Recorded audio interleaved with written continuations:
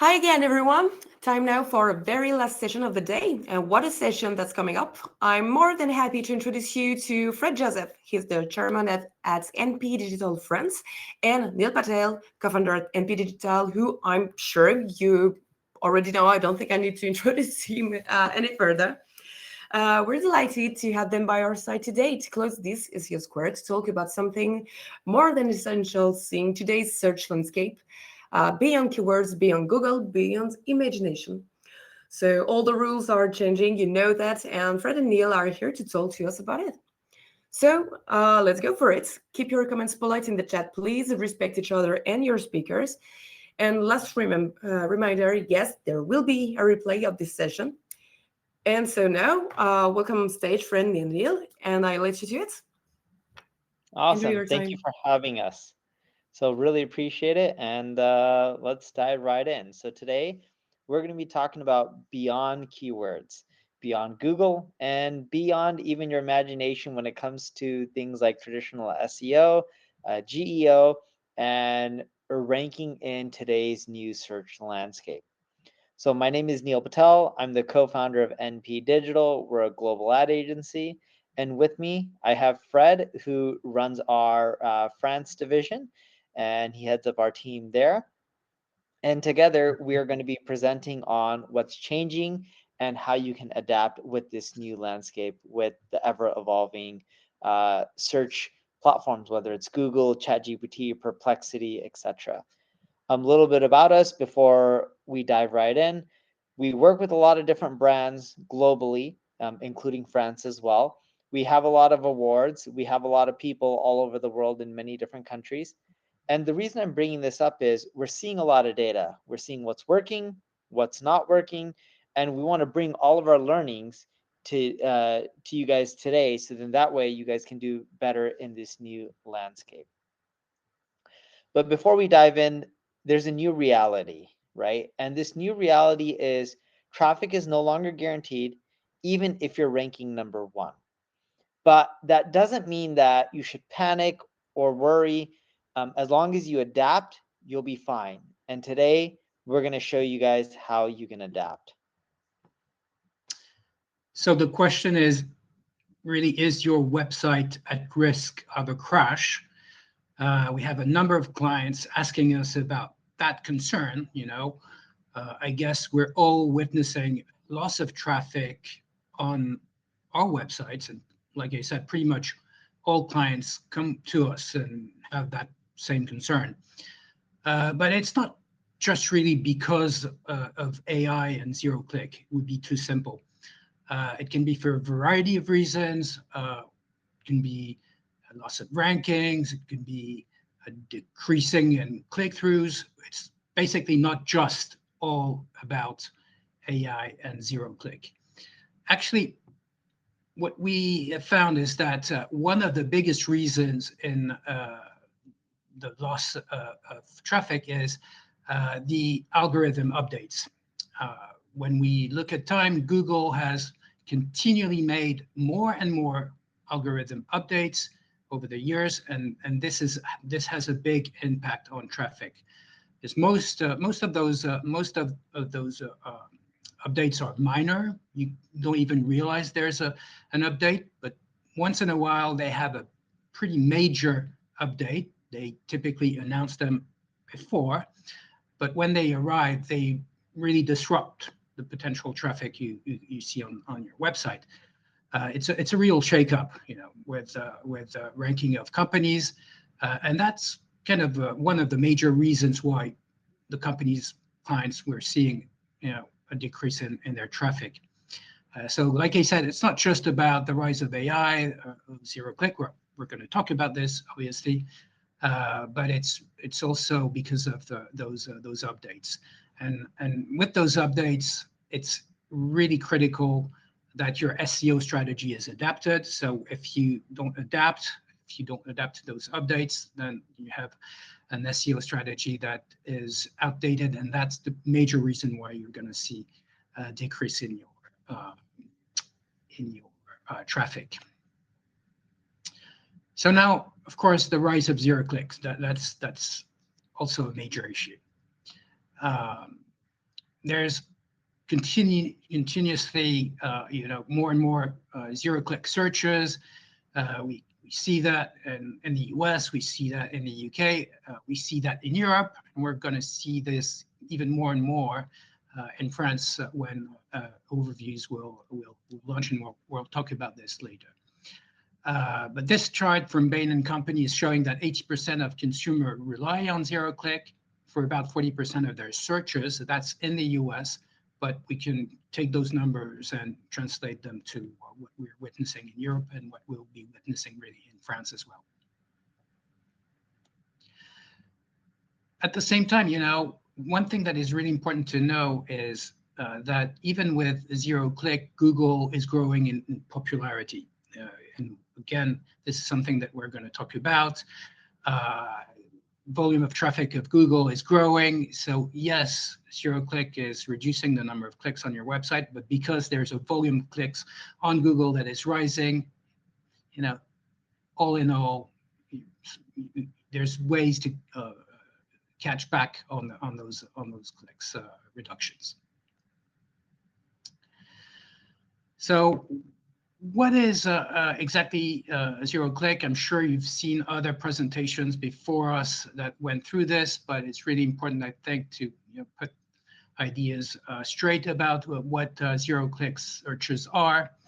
And to be clear, it's not just about AI.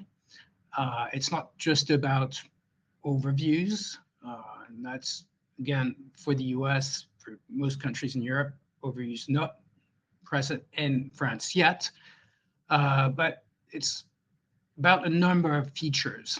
It's about knowledge panels, it's about the GBP, the Google Business Profiles, it's about direct answers, it's about answer packs, feature snippets. We do have a lot of feature snippets in France, and the list goes on. And of course, when overviews will launch in France, it will have a pretty significant impact as well. But we all know that zero-click is not new. Years ago, Google has created that feature snippet.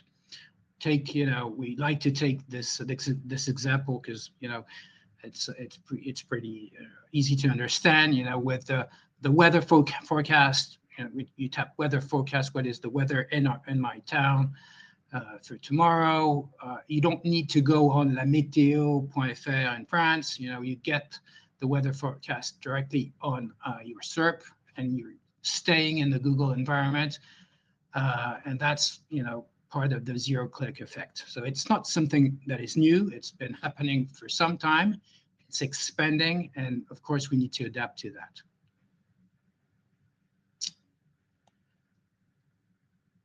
And, all about this habit of staying in the SERP, people are looking for instant answers more and more. People are used now to having those answers in the SERP. They're using LLMs more and more. And so this is really something that has to be taken into account. In the US, and like I said, in a number of countries in Europe, AI overviews has launched and is adding to the zero-click phenomenon.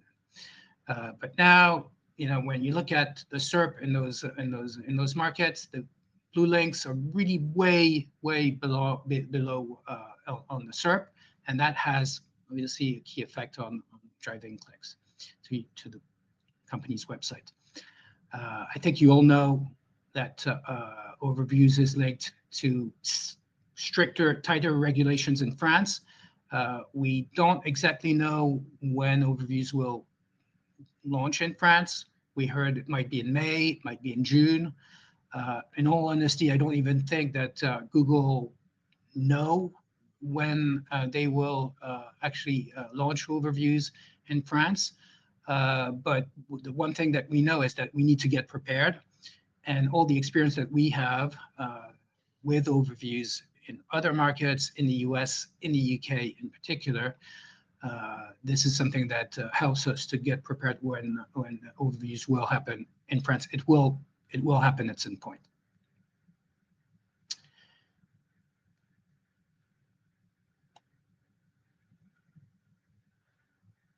And because overviews now showing up for almost half of the SERP, that's in the US, what's really important is that those markets in the US, in Europe, Google reports a 10% increase in search activity. So what I was saying before, yes, there's a decrease on traffic on the websites, but the volume of traffic is increasing. The volume of traffic that is going through Google is increasing.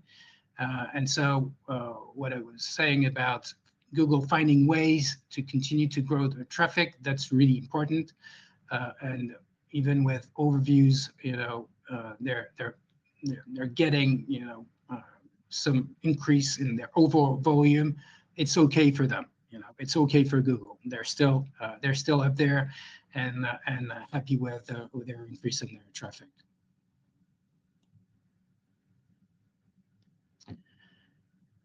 So in fact, overall, AI search is already representing 20% of Google's user base. That's mostly in the US, like you said, in Europe as well, not yet in France.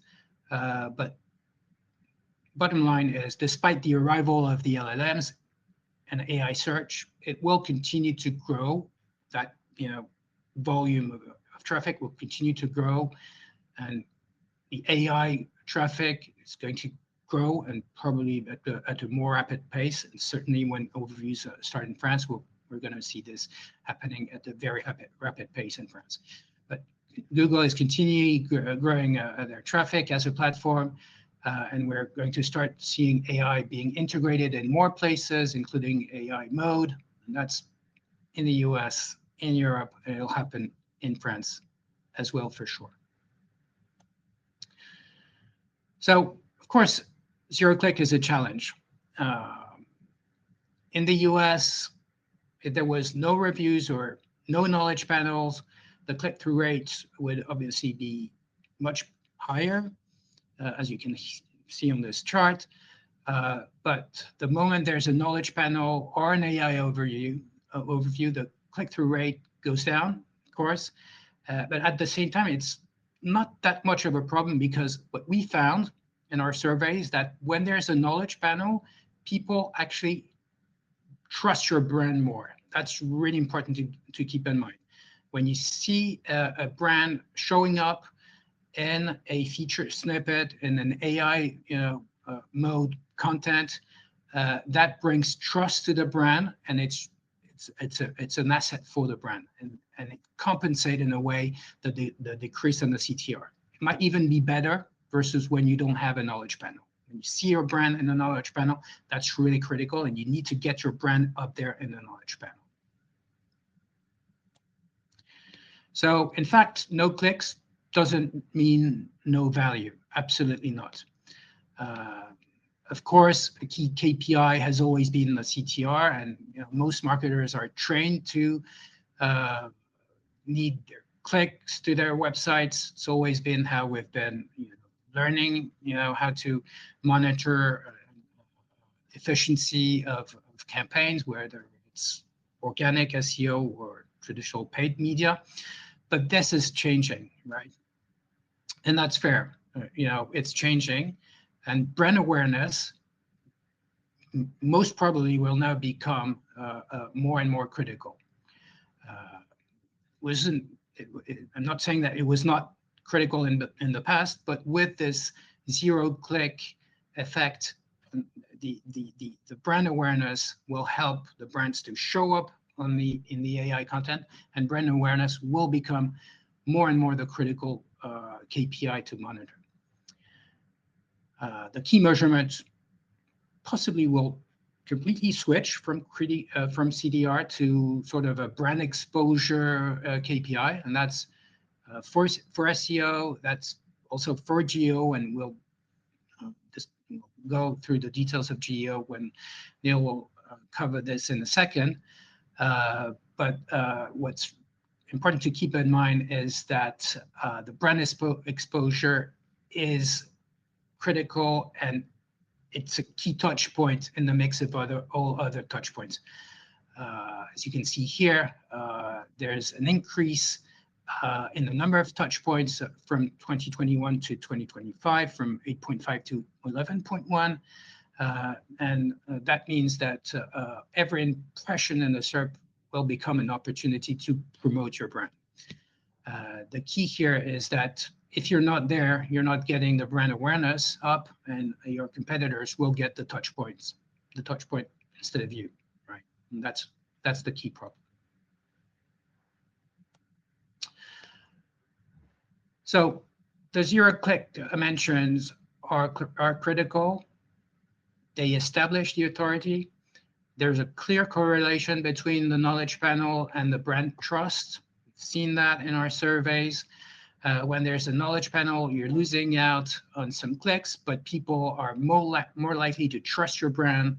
And as you can see in the survey, almost by double, it's not exactly double, but about 80%, you can see an 80% increase in the brand trust when your brand appears in the knowledge panel in any kind of AI AI mode content that shows up.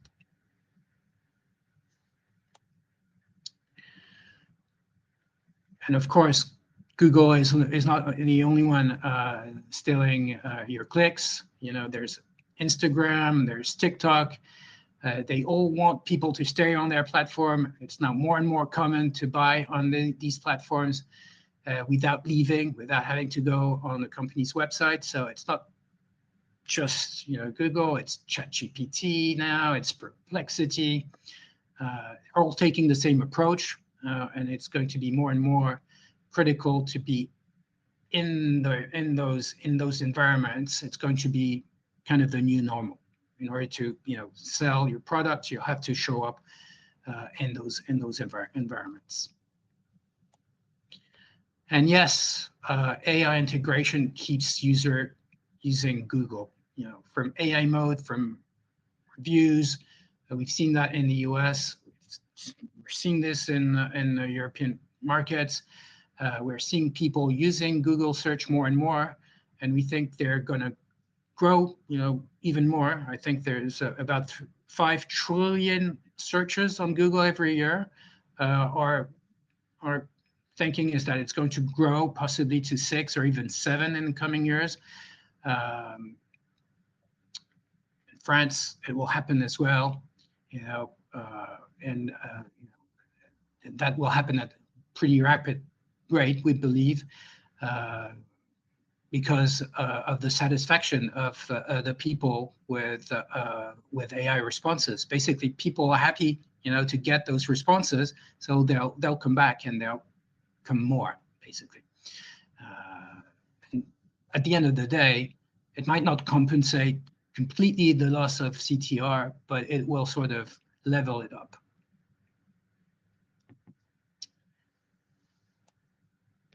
So the way people are searching on Google is changing. With that, with AI search, we're seeing this, not just in the US, not just outside of France and Europe, but in France as well. With AI search, we're seeing more people starting to search with longer tail phrases. And when we look at how many people perform question-based searches on Google as well, it's increasing. Question-based searches were making up roughly 8% of Google searches before, and now it's more than double that amount. So fundamentally, changes in the way people are searching has an impact on the understanding of the consumer funnel. Basically, in the past, we were very much looking at the top of the funnel, the bottom of the funnel, and not so much the middle of the funnel, the messy middle, as Google likes to call it. And now with the number of words that people are typing, the conversation mode makes it much more important to focus on the middle of the funnel. I think that's a key point in order to address AI search. And that's a key point that makes a difference between traditional SEO and GEO. But we'll see that in a second with Neil. And clearly, Google is still the biggest traffic driver compared to most channels. When you look at all the other channels, Google's one of the biggest traffic sources, like you mentioned. And like I said, over 5 trillion searches per year, and that's growing. And that's the same thing for ad revenue. So even if CTRs are growing, are going down, sorry, the traffic generated is still very high, and also, good for Google. Their ad revenue is growing as well.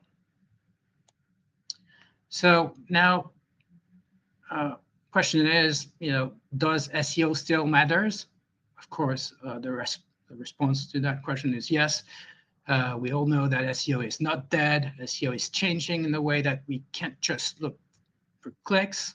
But you also have to look at brand impressions or impressions just in general to see how many times your brand is getting out there. It's about what we call search everywhere. It's not just about Google. It's about search across a variety of platforms. SEO still matters even when there's no click. If you look at the survey we did here on this chart, when we look at how people first hear about a company versus what caused them to buy, well, 19% of people heard about a company through organic SEO. Okay, it shows up for roughly 5% of the conversion, but 19% is critical in the buying process. Like I said, it's part of the touch point, the various touch points and the growing touch points that consumers are exposed to. Also, we think that with search growing more and more, especially because of AI and AI mode, and we'll see that in France soon, you're going to see more people hearing about a company through organic search, even if over time it might show less conversions. And at this point, I'm handing over to Neil for the opportunity. So now let's talk about the opportunity, because with all these changes, there are some silver linings, and we wanted to go over some of them. First is AI mentions are the new position one. When we look at AI overviews and satisfaction, people are happier with them over time. In other words, Google is getting better at creating responses that delight people and cause them to use Google more and more, which again, as Fred mentioned, it counteracts people not clicking as much. So this increase in usage does help with traffic volume. And they're becoming a trusted source. And what we're finding is because people are using AI overviews in AI mode, and it's helping them solve a lot of problems on platform, when they then click over to your website, we're finding that the conversion rates are starting to show up quite a bit higher than what they used to be years ago. So even if you're getting less traffic, we're seeing the conversion rates be much better. Also, when you look at AI overviews, they're showing up for all types of keywords. People believe it's just informational queries. And yes, they tend to show up very heavily for informational queries, but we're also seeing them show up a percentage of the time, around 14% of the time for brand-related queries, 22% of the time for product-related queries, and 19% of the time for service-based queries. That's still a lot.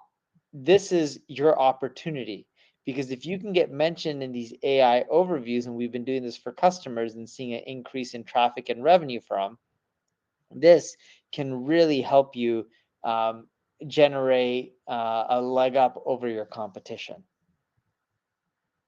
And when you think about it per industry, some people are like, oh, AI overviews isn't going to impact my space much. We see it impacting healthcare a lot, home and garden, transportation, animal and pet. It's impacting, in essence, all types of categories. Some less than others, like local, it's less. But we're now even seeing with Google's AI mode, them implementing the local map packs within AI mode. So then that way you can end up seeing results right then and there, versus having to go back to a traditional Google normal search result type of page. So no matter what industry you're in, don't think about, oh, AI overviews has very little impact or much impact. Look, everything is moving in this direction, so you should adapt to it, whether it's a small percentage for your industry or a large percentage. And we talked a little about this. If you want to know what triggers AI overviews, I mentioned a lot of it is informational. Some of it is commercial. But the bigger thing is, instead of looking at the type of query, think about how descriptive a search is. Typically, when a search is 1 or 2 words, not that descriptive.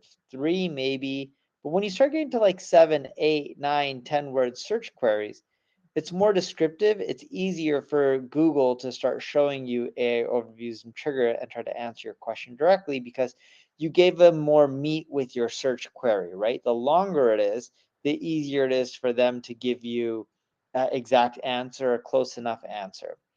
And we're seeing the AI overviews really show up for the longer query terms. And there's an interesting stat that people talked about in the past that Google once released. And this is a little bit of an older stat, but around 15% of the searches that happen every day on Google have never happened before in Google's whole existence. In other words, around 15% are new. And because of AI overviews and AI mode and all the AI integrations Google has done, we believe that number has increased because search patterns have changed in which they're typing in longer and longer tail queries for all types of searches, whether it's informational, navigational, commercial, or transactional. We're seeing the word length increase. And even though they're increasing, that's causing AI overviews to show up. But people understand that they're not always 100% accurate. Sometimes they do hallucinate, and they're getting better. They're improving quite a bit. But this doesn't mean that you need that doesn't mean that users are relying on the answer 100%. If it's something basic, what's 2 plus 2? Of course, it's going to show 4. But if you look at the image here on the screen, the top one is, does Bella Ramsey die in Last of Us? It says yes. Ellie, played by Bella Ramsey, dies in the HBO series Last of Us.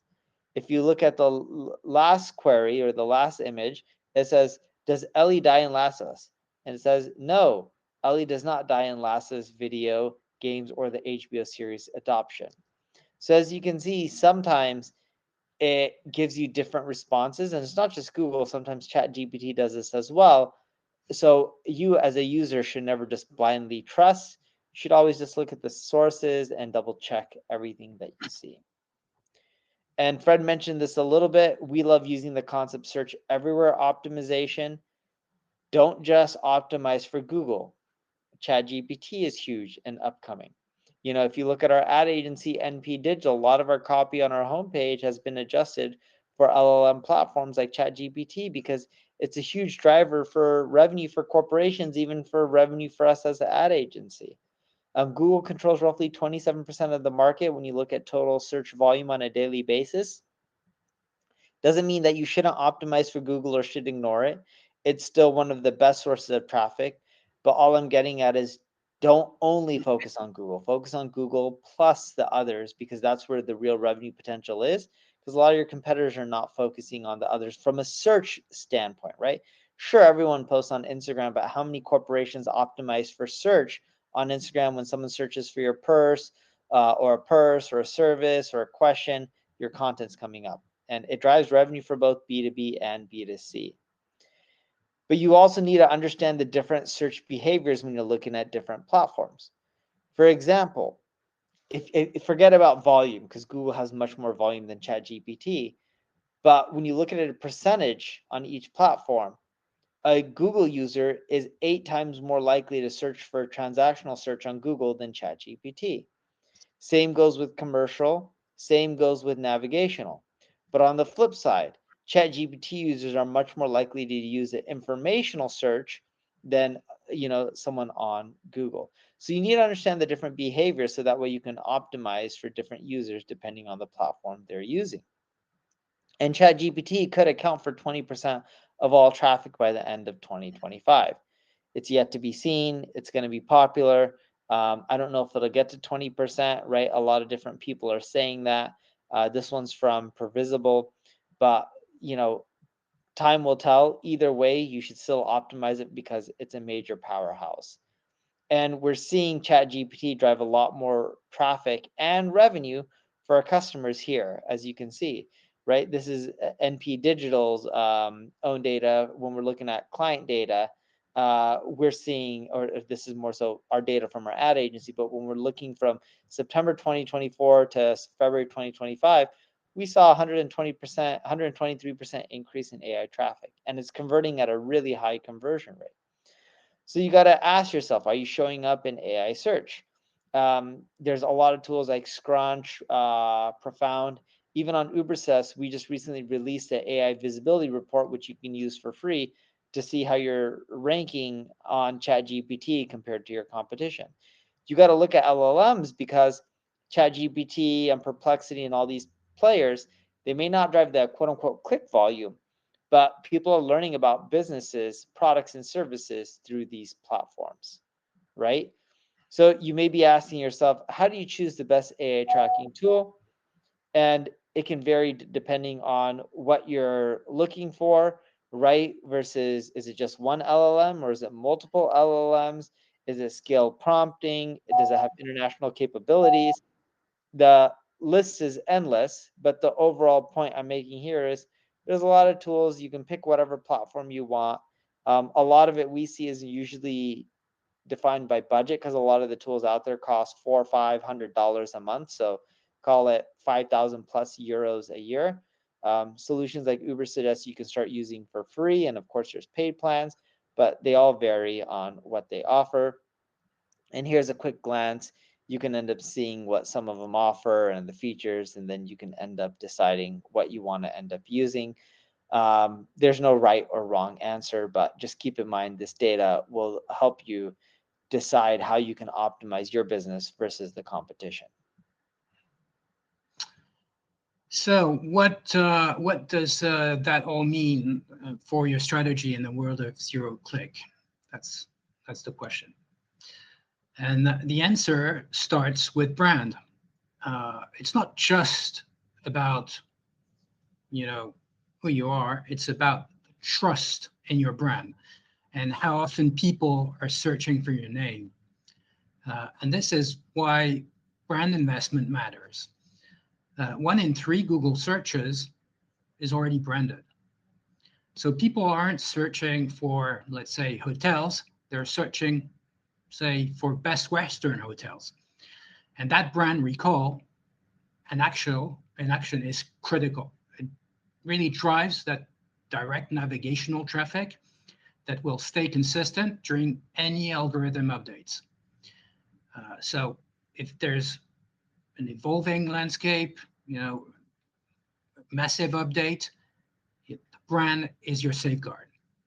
The more known your brand is, the more resilient that visibility becomes. And so creating quality content that can answer specific queries is more and more critical, for sure. It's not about regurgitating, yeah, it's difficult to say, but you understand my point. Yeah, regurgitating content that is similar to everyone else. It's content that brings something new or something that is missing. And pushing that content out across all possible channels, that's also very critical, whether it's social web, whether it's email, whether it's webinars, just like Neil said, across any platform. That's what we call search everywhere. It doesn't matter if it's B2B and B2C, by the way. The more quality content you create and the more engaged you are with your community, that's the key, for showing up, and that's what's best.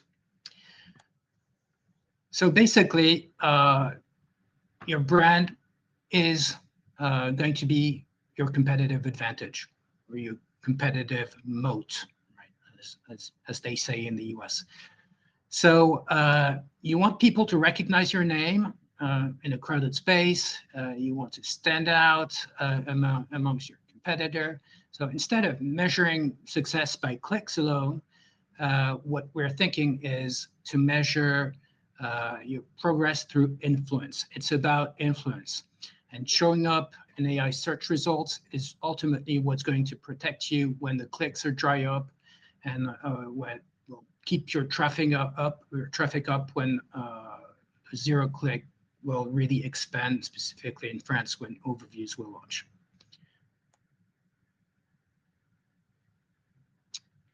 And where is my clicker? It's here. So making every visit count is even more key, right? when someone does land on your website, you cannot afford to waste that opportunity. Really, in the zero-click world, you really need to optimize, the user that is landing on your page. You really might not get another shot at the first impression, so really capitalize on that. If your website has poor experience, such as if it's running slow or has a confusing layout, it's going to be game over very soon. People will get frustrated, they will leave. But when that experience is smooth or fast or intuitive, well, even with a small amount of traffic, you can convert very well. So UX, UI, that's even more critical in a zero-click world.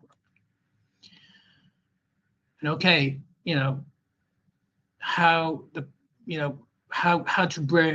build that brand authority. That's also that's kind of now what's really important. Your presence and your brand authority means that you need to be trusted, which isn't something you ask for. It doesn't come like a miracle. It's something that you earn over time, and one of the best ways to earn that trust is through thought leadership. So sharing your opinions, your expert advice, industry insights, that's all critical. It shows that you know your space and that you're a leader in your industry.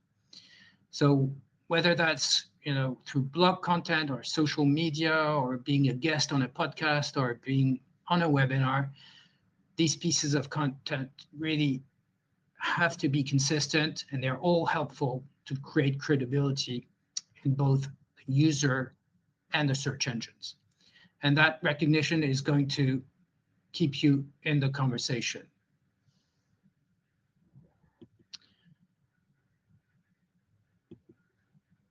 So thought leadership is just a piece of the puzzle.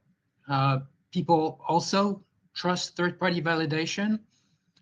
That's why digital PR plays such a critical role now, even more than before.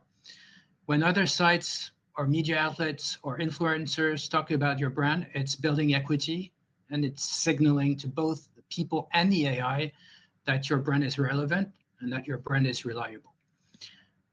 That only works when you create valuable content that is worth citing, basically.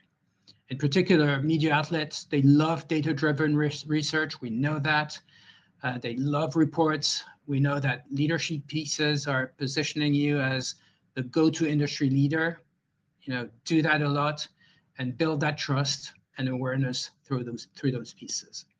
Also, tools, free tools, they're all, if they're helpful tools, they can also help you gain organic backlinks and brand mentions. And of course, then, you need to have an outreach strategy to push them out. And when it comes to reviews, they're especially important. In our research, reviews rank just behind relevancy and brand mentions in the influencing ChatGPT recommendations, and that's huge. Google reviews aren't just helping the customers to choose you, they're helping AI algorithms to surface you.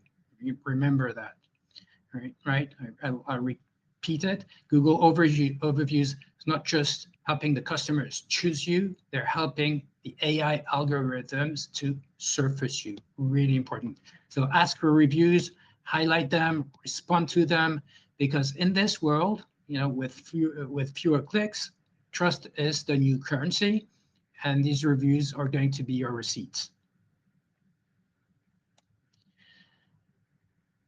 So tip number 2 is to earn the click. In the zero-click landscape, you need to earn the click even more than before. Our goal is not just to show up, is really to stand out. And of course, visibility matters, but so does earning the engagement. And you can't just rely on Google to send users when they come automatically. It doesn't happen. So how do you actually earn the clicks when people are clicking less? Ultimately, you have to create content that adds a unique value. And that's something that AI currently can't replicate. It might happen at some point, but at this point, AI can't replicate the unique value of your content. The original research tools, expert commentary, storytelling, everything that you can create that is unique will earn you a click, will earn you visibility and results in the search.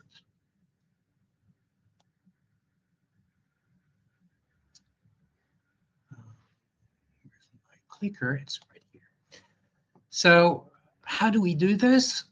A key tip is to dive deeper with your content.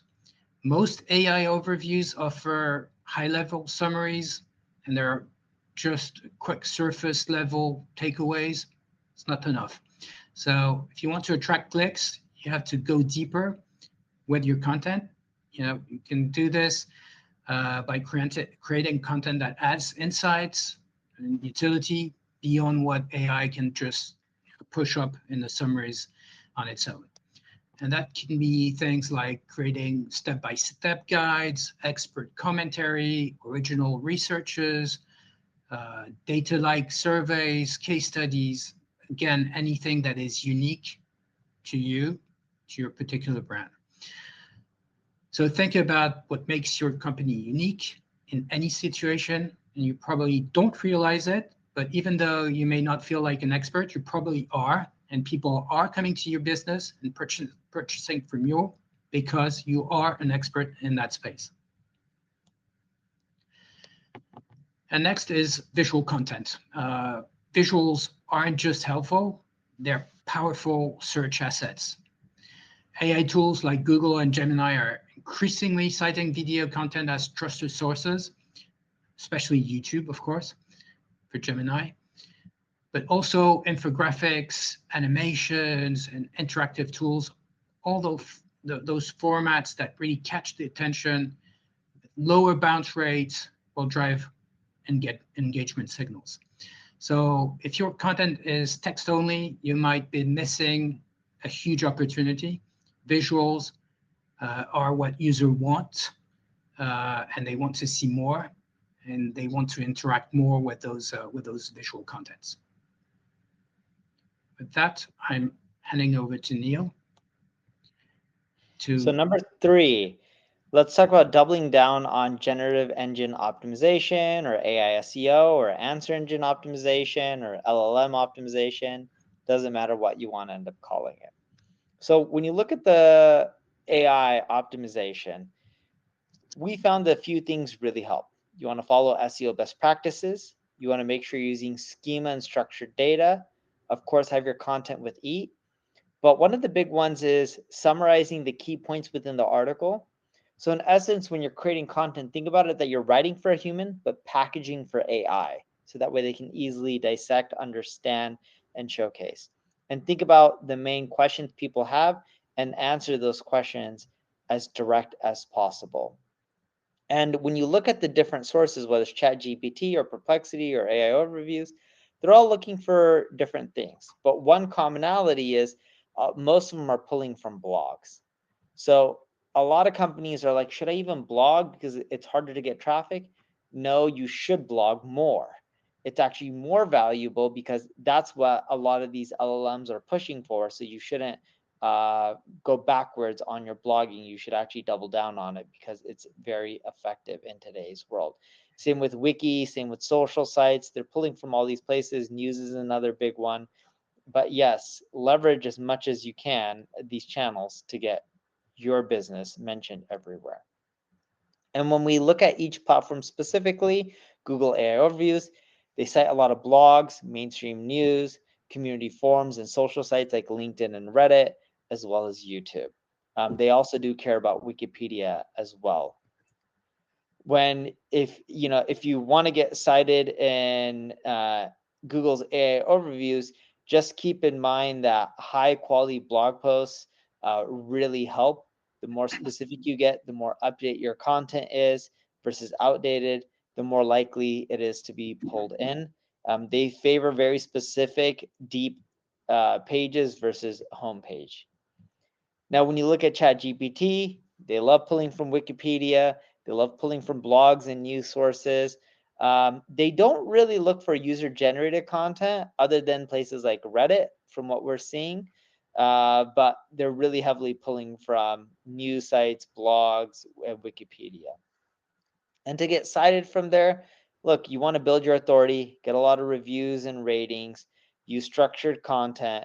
You want to make sure that you have a really robust Wikipedia presence because it helps. And ChatGPT really favors non-commercial sources versus pages and sites that are just selling 24/7. So try to help people versus being very direct on the selling.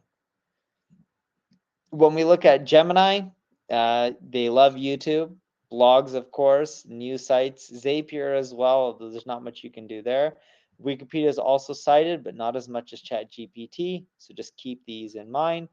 If you want to get on Gemini, it's a lot of similar strategies to AI overviews. I would recommend that you target really high quality blog posts, comparison related, you versus the competition, how you're different. You can do that in a structured table, so then that way it's easier for them to pull. And they really love in-depth content. Perplexity, they love blogs. You're noticing a theme here. They love news sources. They like domains that are known to be an expert within that category. And similar to a lot of the other platforms, if you want to get out there on Perplexity, think of how you can encourage discussions on relevant forums and social sites. You want to build authority within your niche that helps, and you want to focus on a lot of factual, useful content, data, comparisons.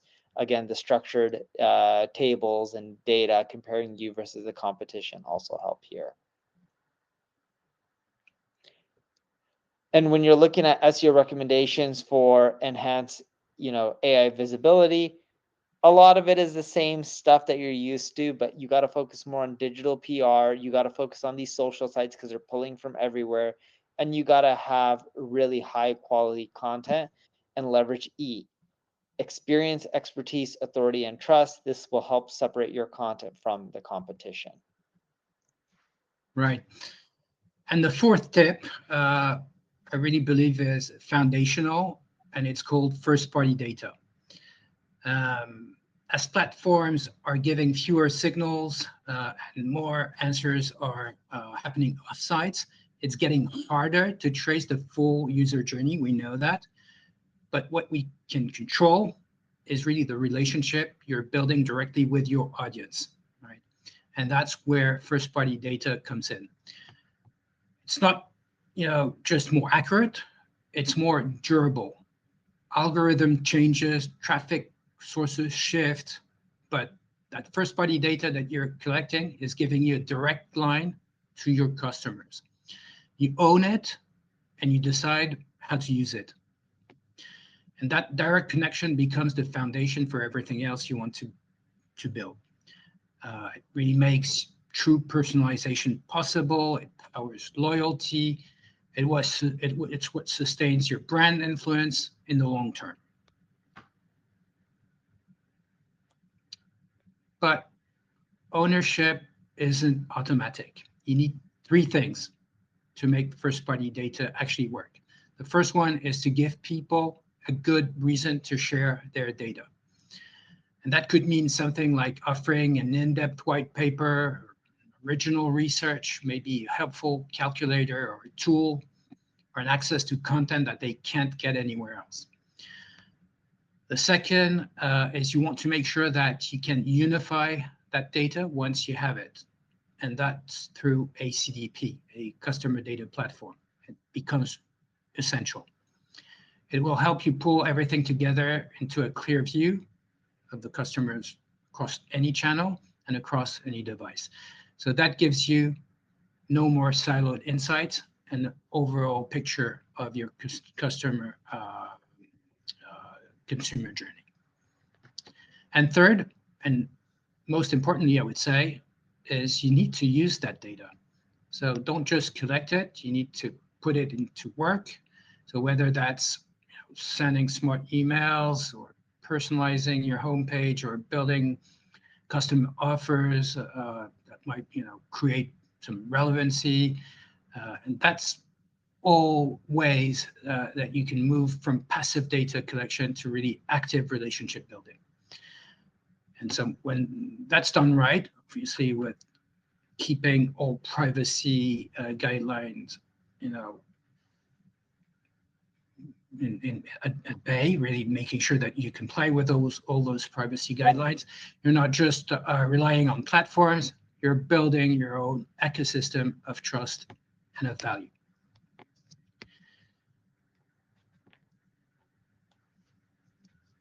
Now, let's talk about how SEO and paid media work together. It's easy to think of SEO as the slow burn and paid media as the quick fix. I hear that a lot. Yes, paid can get you some immediate visibility for sure. And SEO does take time. It takes, at least 4 or 6 months to start building up and seeing results. But the real value shows when both work together. So you want to use paid to test messaging, to fill content gaps maybe, to support product launches, while your organic pages are getting their traction. And then you can use SEO and GEO to reduce your reliance on paid over time, especially for high intent queries that you might want to win on the long run. So you want to think of that combination less as a sort of ladder and more like a sort of feedback loop. Paid fuels SEO with insights, and then SEO builds authority and reduces your paid spend. So they really have to work together to build even more value. And with that, I hand over to Neil. So when you look at the new KPIs that you should be tracking if you want to be successful, you already know things like impressions and conversions and traffic, but you got to start looking at your AI presence. How are you coming up on these platforms like ChatGPT and Gemini and Perplexity versus your competition? What's the sentiment, right? How many times are they mentioning your brand versus the competition? Yes, you also have referral traffic, but what's the likelihood that someone chooses you over the competition? And you can start seeing that with some of your conversion data. Is your conversion data really high? Is it very low? Is the sentiment really negative? Some of those things will impact, right? What's your LTV of your customer? Are you able to upsell and downsell? And the metrics are going to vary per business, but you got to look at it from both the top of funnel and bottom of funnel perspective. Look, the key takeaways: visibility is a new currency. You got to really drive trust and build a brand, because that's what's going to end up getting people to choose you over the competition. That's really the only moat left in marketing. And you got to make your content so good that people have no choice but to click through. If you guys wanted the deck, you can scan the QR code there with your phone and you'll be able to download the deck.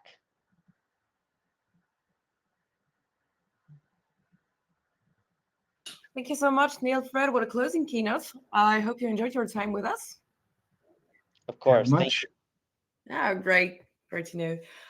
Thanks again for everything you just said. And so before saying everyone goodbye, just a quick reminder, please take 5 minutes of your time to complete the survey on your screen, as it will enable us, here at MG to set up a big study on GEO that you guys just talked about, basically. Real interesting once again. This is a study that we'll publish at the end of the year. And by the way, if you complete it, you get free access to our latest ebook that's, actually about GEO. So thanks again to you two. This now marks the end of the 10th edition of SEO Square France. And in the name of SIMG, everyone here, I really want to thank all of our speakers. You two, first of all, because you're right now with me, and everyone who participated. You all did more than what we hoped for, and you committed up to the last minute, so that's really great for us. This made this edition of SEO Square one to remember for sure. Of course, I also want to thank everyone here at MG who worked on this event. Congrats, guys, we did it. And finally, of course, a huge thank you to all of you behind your screens who subscribed and followed this event live. Thank you for being a great audience, for asking such relevant and interesting questions. And thanks, of course, for being there, as usual, up to this point with Neil and Fred now. So I'm going to switch now to French. I'm a professional, don't try this at home without supervision.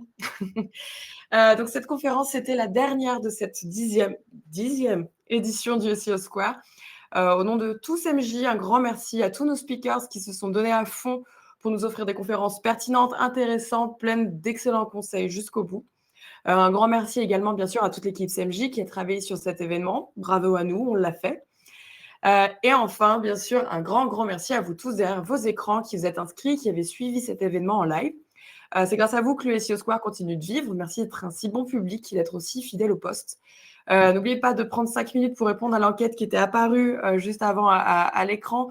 Elle est en anglais, mais elle nous permettra, nous chez CMJ, de mener une étude sur le géo.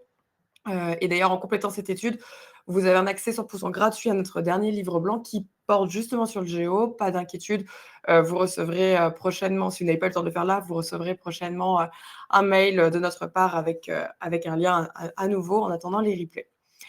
Voilà, c'est donc la fin de cette 10e édition du SEO Square. Un grand merci donc à vous tous à nouveau, puis on se retrouve dans les replays très prochainement. Bonne soirée à tous et à très vite. Thank you, bye. Bye bye.